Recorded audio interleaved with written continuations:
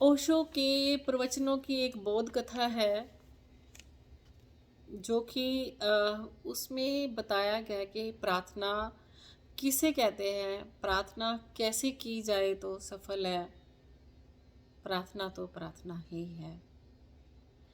एक बार मूसा जा रहे थे कहीं पहाड़ों पे जंगलों से होते हुए, तो रास्ते में उन्होंने एक चरवाहे को देखा, भेड़ें चराने वाले को। और वो चुप करके, थके हुए भी थे, तो वो वहाँ चुप करके बैठ गए। तो उन्होंने उस चरवाहे को देखा कि वो अकेला बैठ के बातें कर रहा है और कह रहा है, हे भगवान, आप कहाँ हो, मेरे पास आ जाओ। आप आओ तो मैं आपकी टांगें दबा दूँ, मैं आपको नहला दूँ।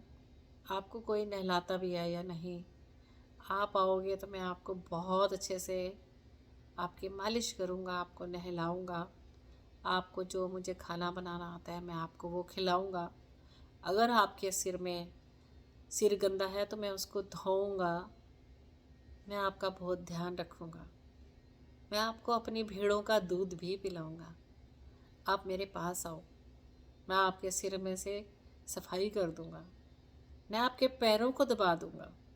जब भी आप मेरे पास आओगे मैं आपसे मिलना चाहता हूँ, आप मेरे दोस्त बन जाएं। तो मूसा को लगा कि ये ऐसे बेवकूफ़ों जैसे प्रार्थना क्यों कर रहा है, ये तो परमात्मा का निरादर कर रहा है। ऐसे करके परमात्मा कोई इंसान थोड़े ही है। वो उस चरवाहे के पास गए मूसा और उसको बोले, बेवकूफ़ आदमी, तू ये क्या कर रहा है? परमात्मा की प्रार्थनाएं ऐसे थोड़ा की जाती हैं। वो परमात्मा है, वो कोई इंसान नहीं है। उनकी प्रार्थना करने के लिए ये वाले श्लोक बोले जाते हैं, ये वाले मंत्र बोले जाते हैं। तो आदमी बोला, आप क्या बोल रहे हैं, मुझे तो कुछ समझ भी नहीं आ रहा है। तो अगर मैं प्रार्थना गलत कर रहा हूँ, अगर मैं परमात्मा को ऐसे नहीं बुला सकता हूँ, तो क्या वो मुझसे नाराज़ हो जाएंगे जैसे मैं बोल रहा हूँ? तो मूसा बोले, हाँ, तुम्हें प्रार्थनाएं ऐसी नहीं करनी चाहिए। तो उन्होंने 3 बार उसे प्रार्थना सिखाई और उसे प्रार्थना थोड़ी याद हो गई और वो अजीब सी हालत में घर की तरफ चला गया। तो उसी टाइम आकाशवाणी हुई, मूसा को आवाज़ सुनाई दी, बादलों की गड़गड़ाहट थी, बिजली चमक रही थी। तो भगवान ने कहा, मूसा, तुमने ये क्या किया?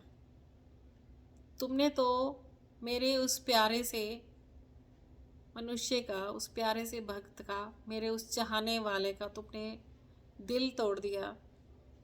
मुझे उसकी प्रार्थनाएं इतनी अच्छी लगती थी कि कब वो बोलता है और वो कैसे मेरे साथ बात करता है, मुझे वो बहुत अच्छा लगता था। तुमने उसको नहीं, मुझे ही ब्रेक किया है। तो अब तुम जाओ और उसके मन से ये भाव निकाल दो। तो मूसा को वहाँ जाना पड़ा। उन्होंने चरवाहे को बुलाया और उसे बोला, जैसी तुम प्रार्थना कर रहे हो भगवान को वैसी प्रार्थना पसंद है। आज के बाद मैं कभी भी किसी की लाइफ में ये अड़चन नहीं डालूंगा कि प्रार्थना ऐसे की जाती है या वैसे की जाती है। यही बात ओशो भी हमेशा हम सबको समझाते रहे हैं। प्रार्थना का मतलब है आपके मन का भाव। आपके मन का क्या भाव है, वो आपकी प्रार्थना है।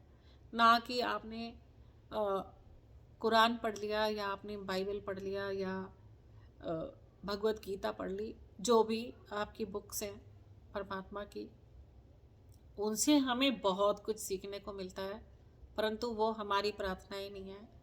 जिनका उनके साथ बहुत प्रेम था उन्होंने उनके इतिहास लिखे हुए हैं, परंतु हमारे मन के भाव हमारे ही होने चाहिए ईश्वर के साथ। सच्ची प्रार्थना वही है। अगर मैं अपनी माँ से प्यार करती हूँ तो मैं उन्हें कोई ये नहीं कहूँगी कि मम्मी, मेरी बहन या मेरा भाई आपके बारे में ये कहते हैं। मैं उन्हें अपने मन के भाव कहूँगी कि माँ, आपने मेरे लिए क्या नहीं किया। माँ, आपसे मैंने क्या नहीं सीखा। कितनी सहनशीलता आपने सिखाई। आपने देवत्व सिखाया कि एक मनुष्य कैसे हुआ जाता है। आपने मुझे सिखाया सेवा भाव क्या होती है। आपने मुझे प्रेम करना सिखाया। मैं आपकी बहुत थैंकफुल हूँ, जिसकी वजह से मेरा जीवन भी इतना खूबसूरत है। मेरे अंदर भी वो सहनशीलता है, मैं खुद का भी ध्यान रख सकती हूँ, मैं औरों का भी ध्यान रख सकती हूँ। जो लोग मेरा मान अपमान करते हैं, मैं उनको भी धन्यवाद बोल सकती हूँ, बिकॉज ऑफ यू। तो ये मेरे मन की प्रार्थना, मेरे मन का प्रेम है मेरी माँ के लिए, ना कि मेरे बहन भाइयों द्वारा अकेले में मेरे साथ की गई उनकी तारीफ़ें, उनके लिए प्यार। मेरा प्यार मेरा ही शब्दों में होगा। तो आपकी प्रार्थनाएं आपके शब्दों में होनी चाहिए, ना कि श्लोकों से, मंत्रों से। हम कोई पंडित नहीं हैं, हम अपने मन के भाव से ही अपनी प्रेमा भक्ति परमात्मा के साथ कर सकते हैं। सो इतनी खूबसूरती से आपस में भी जियो, इतनी खूबसूरती से परमात्मा के साथ भी जियो। वो परम आत्मा है तो हम आत्माएं हैं। प्रार्थना की खूबसूरती, प्रार्थना तो प्रार्थना ही है। आपका दिन शुभ हो।